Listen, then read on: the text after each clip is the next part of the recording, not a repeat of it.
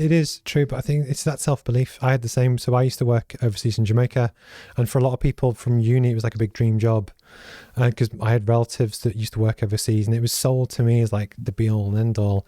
Absolutely hated it. And when I was saying, I remember telling my mum that I was going to quit and go back to uni and do a PhD. She was like, she didn't swear, but she's like, what the fuck are you doing? And I have friends say that, and I had belief that I just wasn't happy. And so I get it. I completely agree. So you've got instinct at the end of the day, and only you know what I always say your little tummy talks. Listen to the tummy. Your tummy and your heart, they're always conflicting. Your head says something that everyone else is saying, but that tummy, that gut instinct, you've got to go with it. And if you're miserable, you need to move on quickly. So, yeah. So what did you do straight after uni? So between uni and starting the business? Do you know what? That was a really crazy time, because I think for anyone who follows the uni path, gets in all the debt and all the rest of it, and some of the debt I picked up from uni is a lot less than what's being picked up now. I had 26 grand when I left uni. I think mine's about the same. Yeah, it sounds like we had a similar period, because it went crazy after we left, didn't it? And I worked really hard. I had jobs and things, but after I left, did you have a job at uni? Just out of interest? Yeah, I did. I volunteered 4 days a week at the Citizens Advice Bureau to kind of follow this fake law thing that I was sort of moving with, and I loved it. I learned so much from it. But I worked predominantly in bars, Weatherspoons, to name a few, and really just picked up any kind of waitressing, anything like that. And I really enjoyed it. And actually, that kind of takes me on to the next bit, because I suppose my self-limiting beliefs carried on. When I finished uni, it was that crap shit. I'm going to have to figure this out now. And I stayed in Liverpool. I took an apartment, and I accepted a pub management program, and I was so excited for it. Went to Spain for a month just to pretend to learn law and have a bit of fun, really, and started that. But actually, what I noticed was, even by doing that pub management thing, I couldn't even afford to pay my bills. It was unachievable. I was still under the minimum wage threshold. I wasn't above 22, 23, whatever it was. I was still on £6 something an hour. I got really sick. I couldn't put the heating on. It was quite a disastrous time. And I've just literally handed my notice in the second I could have my lease in. And I went from my apartment and I went straight home. But that's where the fun stuff starts. I was like, right, fine, you're going to have to make this happen. You've got one chance here. I applied for an internship in Spain where I had to demonstrate that I could speak Spanish. Whilst I went through all the suffering in the apartment that I couldn't physically live in. I mean, this is crazy. I used to literally sleep from shift to shift because I was so cold. I couldn't get out of bed. I got liver problems and all sorts because I just couldn't look after myself. It was so cold. It was awful. Now I've got this thing about being cold. I've never got the heating on. I've actually got a blanket on me as we speak. So because of all that, I'd already taught myself Spanish. That was how I got through it. So in the times I was in bed, I was on YouTube. I was singing Spanish, I was watching Spanish, I was writing Spanish, I had a pen pal, and that got me through. So just weirdly enough, I'd kind of done that. I flew through the Spanish test. I went to work in Spain for the summer at this law firm. It was absolutely mint. Obviously came home and I did secure a job. I was called the International Collaborative Ventures Coordinator, which really, fresh out of uni, it paid a great wage. The issue was I was bouncing between contracts, and in the end I came into quite a sour situation where I couldn't secure exactly what I wanted, but actually, with all of the boredom of working with international people, there was a lot of political unrest in the companies I was working with, Jakarta, Sri Lanka, and with all the politics going on, there'd be 3 weeks at a time where I hadn't spoke to a single person. Wow. So all I did was write business plan after business plan after business plan. I set up a market stall, and I actually bought and sold products and did really well at that. And I hated being in the cold, so I just stopped doing it. But I was trying to suss out, what do I want to do? And really, from pretty much leaving uni, I was already trying to figure out, I want to be in business, and what business is it?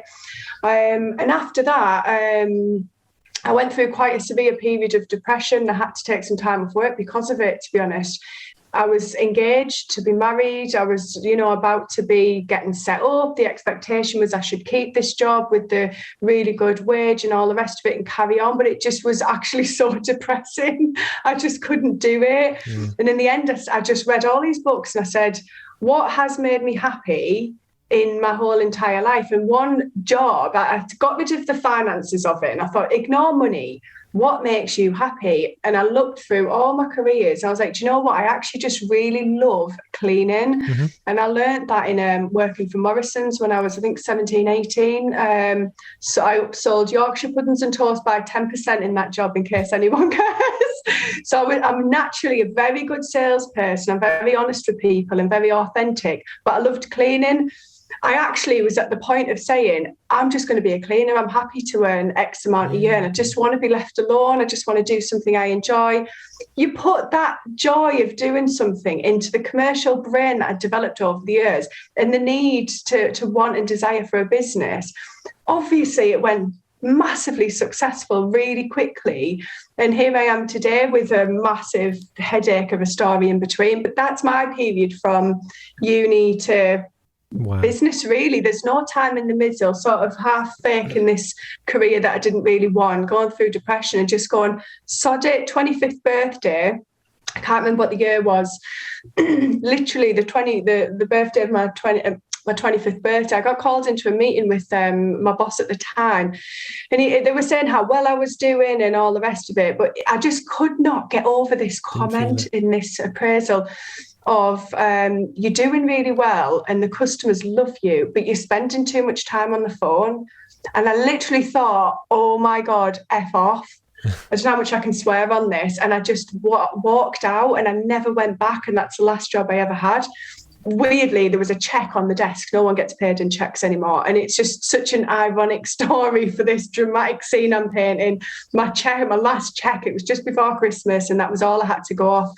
And I thought, right, I'm gone. Doesn't matter what I do, I'd rather be homeless than deal with this. It was just nuts. Because I left Jamaica at 24. And I think it was that similar, obviously, age bracket, but it was almost where I knew that the path I was on wasn't right.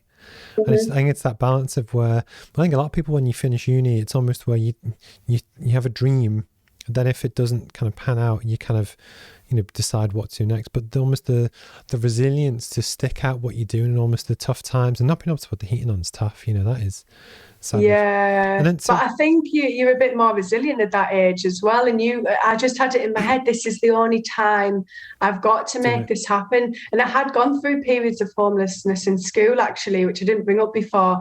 And that was a good 2 or 3 years of hell. And I think that was completely enshrined to me. I've dealt with that. If this makes me homeless, sod it. Yeah. It doesn't really matter. Just try. I think the work ethic, because I've worked in supermarkets. I used to work in Quick Save and Summerfields. Quick Save was on the shop floor, just stacking boxes. I actually loved that. It was fun. And then on Summerfields, it was on the meat and cheese counter. I know they have it in Morrison's as well. And I used to hate wearing the hairnet hat thing. But I'm actually very good even now guessing the weights of cheeses.